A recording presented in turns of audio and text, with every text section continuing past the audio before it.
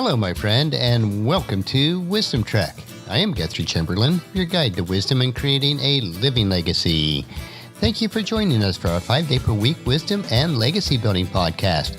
We are broadcasting from our studios at the Big House in Marietta, Ohio. Today is day 966 of our trek, and it is Wisdom Wednesday. Creating a biblical worldview is important to have a proper perspective on today's current events. To establish a biblical worldview, it is required that we also have a proper understanding of God's Word. Especially in our Western cultures, we do not fully understand the Scriptures from the mindset or the cultures of the author.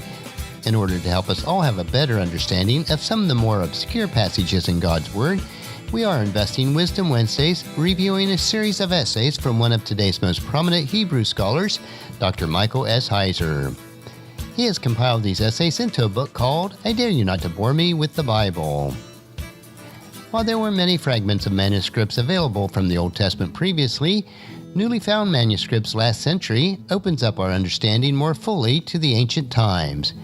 Today's essay, we will explore answers from the Dead Sea Scrolls. The Dead Sea Scrolls, discovered between 1947 and 1956, transformed biblical studies. Found in a series of caves near an archaeological site on the northwest shore of the Dead Sea, known as Qumran. These Dead Sea Scrolls contributed to the research of ancient scribal practices and history of the Hebrew language. But beyond this research, the scrolls also directly affected an issue that has long been debated, which is the Old Testament canon. Did this find solidify what should or should not be included in our Bibles? The word canon refers to a collection of books considered sacred and authoritative by a religious community, in this case Judaism and Christianity. Historical evidence reveals that within the Jewish community, there are still uncertainty about some of the books such as Esther and Song of Solomon, or portions of books, specifically Ezekiel chapter 40 through 48. This debate actually took place after AD 100. The question of whether Jewish leaders in earlier centuries had similar doubts or different ones was shrouded in mystery before the discovery at Qumran. Fragments of the Old Testament books in the current Protestant evangelical canon have been found among the scrolls. That is, all except for the Book of Esther. However, its omission from the Jewish community at Qumran does not indicate much about the canonical position today.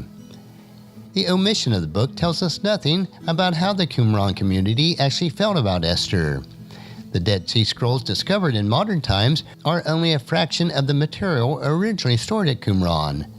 The ravages of time have left us with an incomplete picture, nullifying such definitive conclusions. In addition, the Jews at Qumran were only one sect of Judaism among several.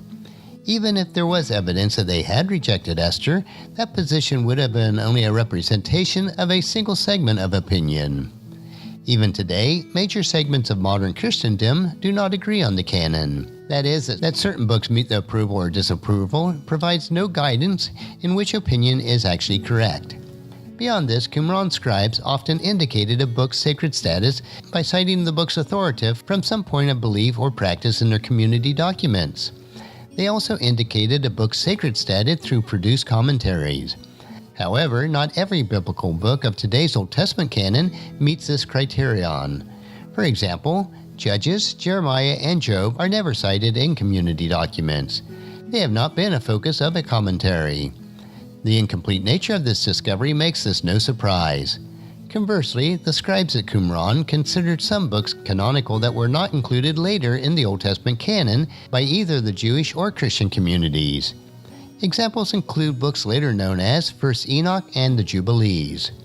Although the Dead Sea Scrolls provided fascinating insights in how one group of Jews thought about their canon, ultimately they offer no definitive conclusion to the broader modern discussion. And here's a quick tidbit of information that was found. Originally, no fragments of Nehemiah were found among the Qumran scrolls. Since Ezra and Nehemiah were originally combined into the ancient Jewish canon, only fragments of Ezra were found in the Qumran. Esther was considered its only admission. But in the spring of 2012, scholars discovered the first Nehemiah fragment among the scrolls that were found in the Qumran Cave No. 4. Additional discoveries in the future may shed additional light on the scriptures. but we can always be sure that God's word is true and will never pass away. Matthew chapter 24, verse 35 tells us, "Heaven and earth will pass away, but my words will never disappear." And that will conclude our essay for this week. Next Wisdom Wednesday, we will begin in the New Testament as we look at Dr. Heiser's next essay titled, Burying Hell.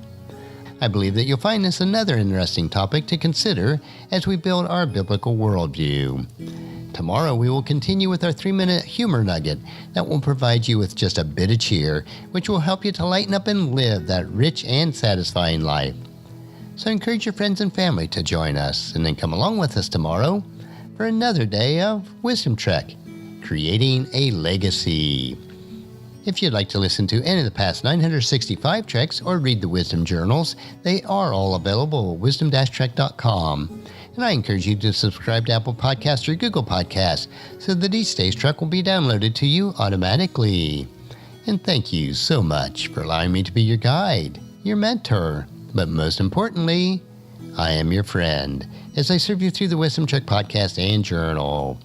As we take this trek of life together, let us always live abundantly, love unconditionally, listen intentionally, learn continuously, lend to others generously, lead with integrity, and then leave a living legacy each day. I am Guthrie Chamberlain, reminding you to keep moving forward, enjoy your journey, and then create a great day every day. See you tomorrow.